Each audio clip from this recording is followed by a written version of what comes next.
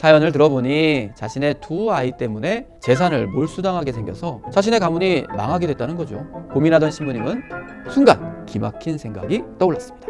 바로 본인이 금수저를 물고 태어났다는 점을 말이죠. 청각 장애가 있는 분들의 소통을 위한 정교한 수어는 대체 어떻게 만들어진 걸까요? 그것도 가톨릭이었어? 가가. 자랑스러운 K 수술품이자 많은 사람들이 즐겨 쓰는 건데 볼 때마다 기분이 좋아지는 게 있습니다. 뭔지 궁금하시죠? 바로 손 하트인데요. K 컨텐츠 인기가 전 세계를 휩쓸면서 한국을 방문하는 스타들은 물론이고요. 조 바이든 미국 대통령과 늘 근엄한 사진만 찍는 북한의 김정은까지 따라하는 세계에서 가장 핫한 제스처가 됐습니다. 최근 아시안 게임에서 좋은 성적을 거둔 우리 선수들은 경기 후에 한층 더 편안해진 모습으로 손하트 세레모니를 선보여 다시 한번 화제가 되기도 했죠. 자, 그런데 이렇게 간단히 마음을 전하는 것 말고도 보다 자세한 이야기를 나누고 사회생활을 할 수 있게 하는 청각 장애인들의 언어, 수어가 가톨릭에서 시작되었다는 사실도 알고 계셨나요? 저는 볼 하트가 좀 더 잘 어울리는 이영준 모의세 신부고요. 오늘의 이야기 수어도 가가 시작합니다.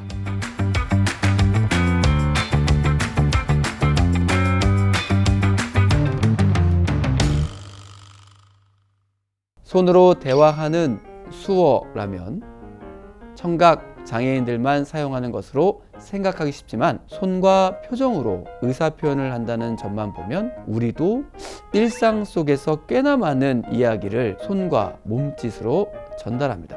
예를 들면요.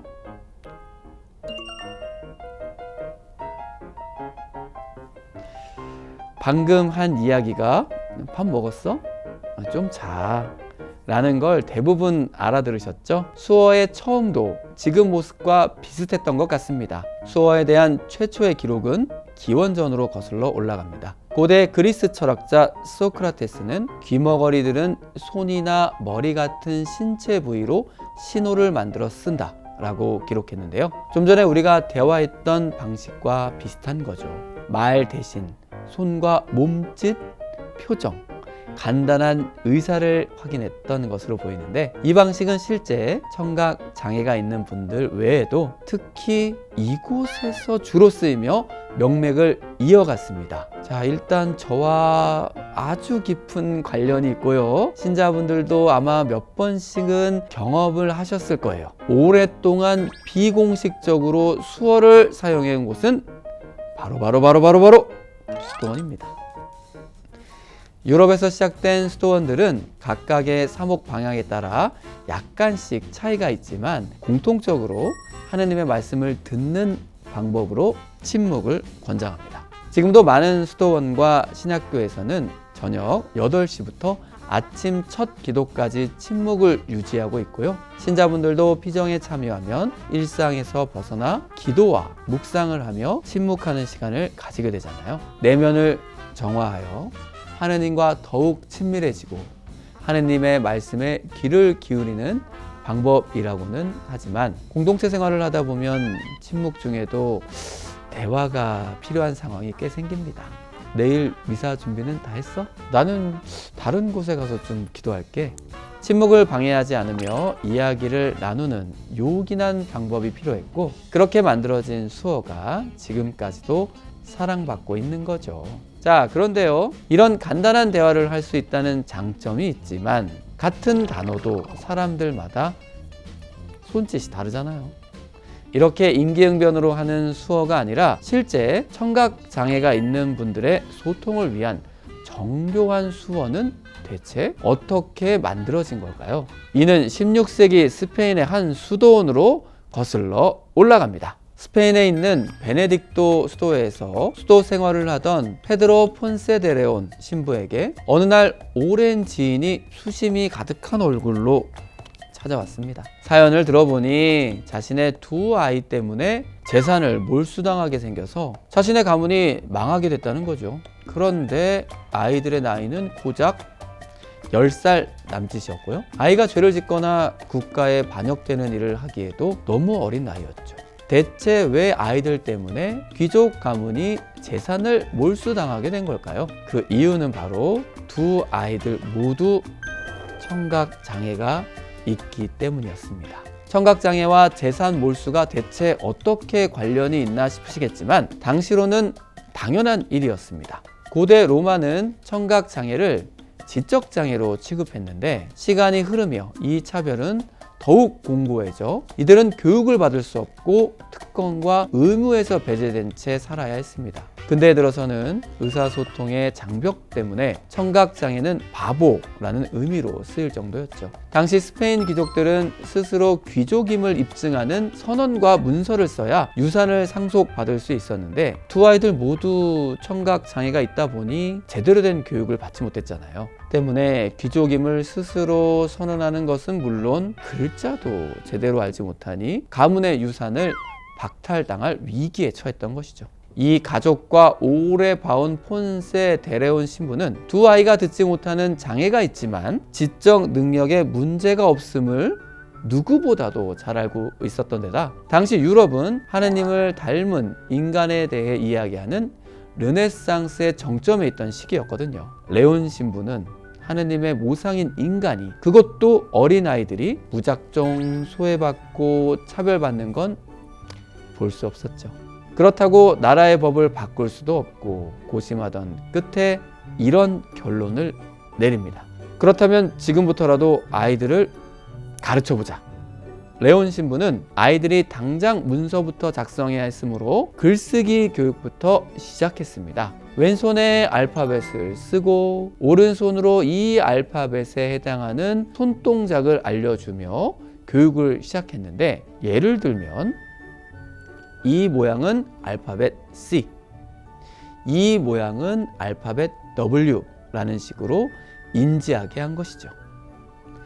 그리고 사물의 이름들을 가르쳤습니다. 아이들이 처음 한글을 배울 때 온갖 사물의 이름표를 붙여서 외우도록 하잖아요. 마찬가지로 사물의 철자와 손 알파벳을 알려줘서 이를 사람들이 어떻게 부르고 있는지 알려준 것입니다. 이후 입술 읽기를 연습시켰는데 말을 할 때 호흡, 불기, 입술의 모양의 변화를 익히며 입술 모양만 보고 읽는 것도 가능해졌을 뿐 아니라 어느 단어들은 일반 사람들과 차이 없이 말하는 것도 가능해졌습니다. 현재 우리에게 꽤나 자연스러운 교육법이지만 당시에는 지적장애로 여겨졌던 청각장애인들에게 최초로 교육이 시작된 사례이자 손 알파벳을 만든 순간이었습니다. 아이들은 레온 신부의 교육을 받고 과연 변화가 있었을까요? 네, 물론입니다. 지능이 부족한 것처럼 오해받을 정도로 아무런 교육을 받지 못했던 아이들은 손 알파벳과 입술 읽기 훈련을 통해 의사소통하는데 어떤 문제도 없다는 것을 증명하며 사람들의 생각이 잘못됐다는 것을 입증해낸 것입니다. 당시 이를 목격한 한 신부는 이렇게 기록했습니다. 그들은 수어로 말하고 편지를 쓰고 때론 말로 응답합니다. 또한 편지와 무엇이든 매우 전문적으로 쓸 줄 압니다. 한 신부의 노력으로 손으로 쓰는 알파벳이 고안되면서 아주 오랜 시간 소외되었던 청각 장애인들이 그들의 권리를 존중받기 위한 해결책을 찾는 첫 번째 시작점이 만들어진 것입니다. 레온 신부님 외에도 많은 사람들의 노력으로 청각 장애인들은 세상과 소통하기 위한 방법들을 찾아 나갔습니다.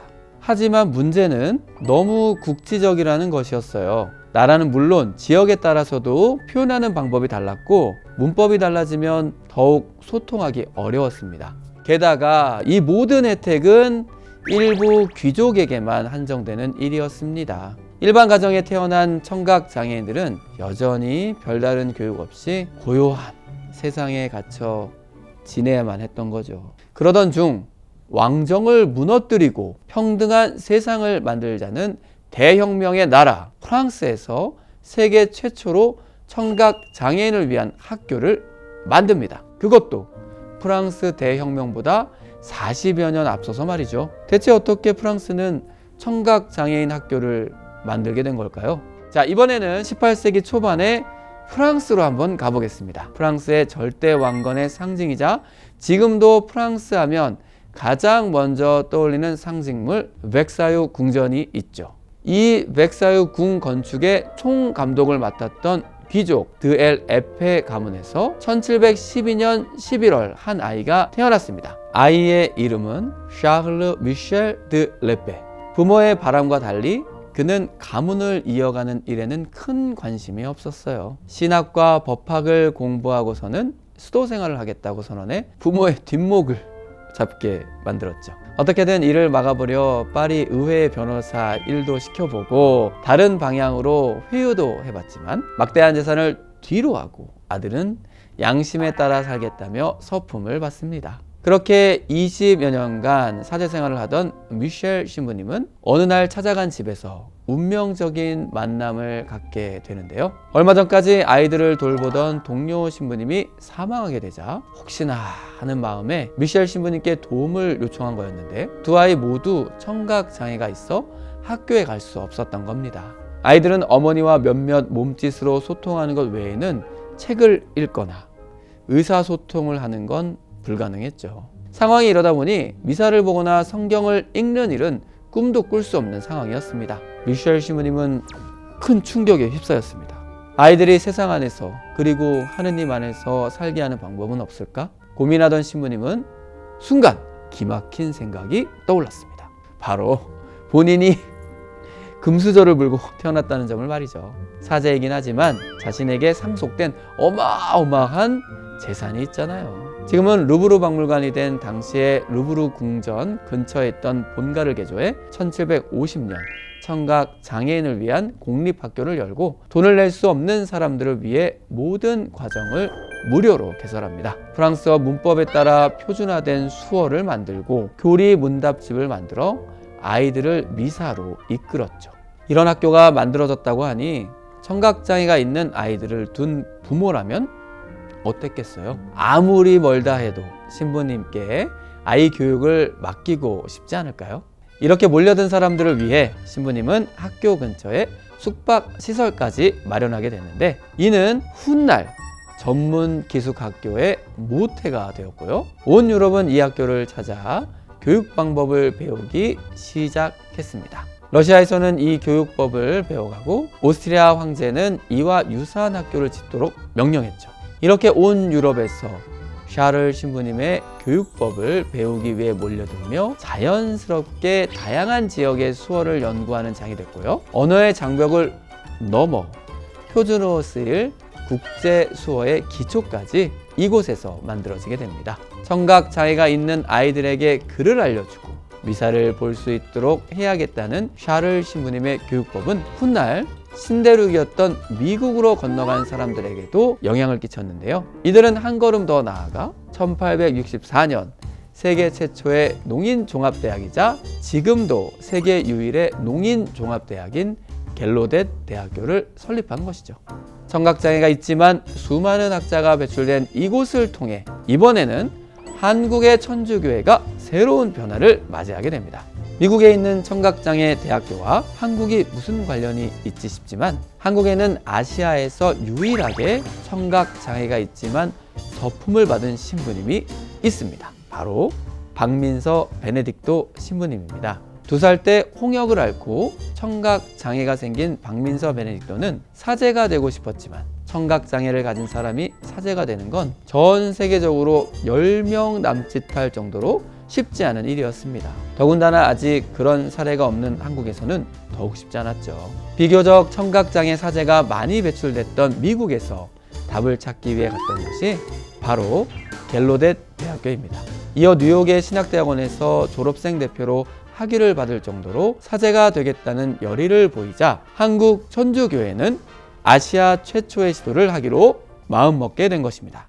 그렇게 2007년 아시아 최초로 청각장애가 있는 사제가 신자들의 앞에 서며 미사를 봉헌하게 되었고요. 약 10년이 흐른 2019년 서울 마장동에 청각 장애인을 위한 성당 에파타 본당이 세워졌다는 것을 알고 계셨나요?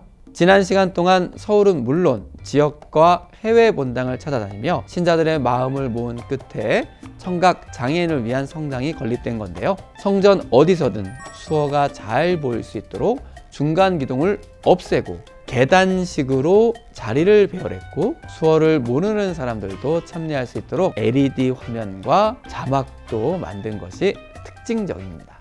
하늘을 우러러보시고 한숨을 쉬시며 그에게 에파타, 즉 열려라고 하셨다. 그러자 그의 귀가 열리고 그의 굳은 혀도 풀렸다.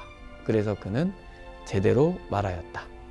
여전히 장애를 가졌다는 이유로 차별과 배척당하는 사례는 어렵지 않게 목격하게 되죠.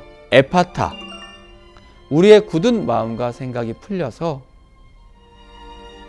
하느님이 여러분을 사랑하시듯 우리 이웃들을 더욱 사랑하게 되시길 바라며 오늘 이야기 수어도 가가 마칩니다.